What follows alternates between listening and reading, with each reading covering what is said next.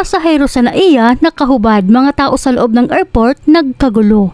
Viral ngayon ang pagbulabog ng isang babae sa Ninoy Aquino International Airport Terminal 3 matapos itong makitang palakad-lakad sa loob ng airport na nakahubot-hubad.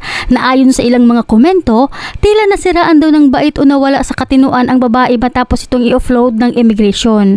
Sa pahayag ng Manila International Airport Authority, sasakay umano sana ng eroplano ang nasabing babae na umano isang Vietnamese national.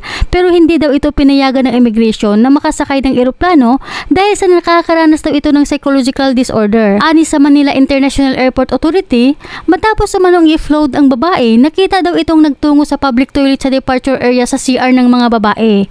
Pumasok at lumabas na walang saplot at palakad-lakad umano ito sa loob ng Airport Terminal 3. Pero bago tayo magpatuloy, huwag kalimutan i-like, share, subscribe at pahit na rin ng kampana for more upcoming videos. Salamat! Nagulat ang mga kawani at pasahero sa NAIA Terminal 3 nang maglakad ang babaeng ito na walang damit sa departure area.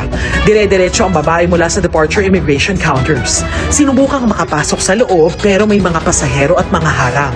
Hindi maiwasang pagtinginan ng mga pasaherong nakapila. Babae, ma'am, kayong humawak, ma'am, kayo nakapili, babae. Agad naman siyang sinundan ng airport security. Kwento ng airport police na unang rumisponde sa insidente, tinawag na lang daw sila ng mga kasamahan dahil naglalakad na ngang walang saplot ang pasahero.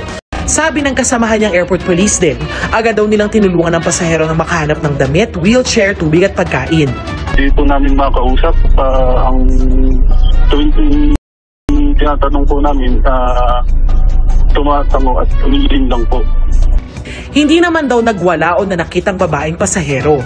Hindi rin daw nagdulot ng delay sa pila ang insidente.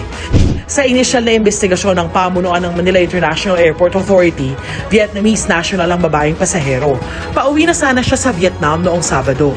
She's about 24 years old. She appeared a little irritable because una, hindi siya marunong mag-communicate ng Tagalog and she doesn't speak well dun din ng English. Vietnamese lang yung kanyang language, so hindi makapag-communicate. So we were communicating with her through Google Translate. Okay naman din siya, naging lucid naman siya after some time. Binihisa naman agad. Hindi na siya pinayagang sumakay sa kanyang flight. Agad naman daw pinakalma at inassess ng medical team ang pasahero. From what I gather is that she was really meant for deportation. Kinabukasan, naging stable na rin daw ang kanyang lagay. Pinayagan na rin siyang sumakay ng eroplano.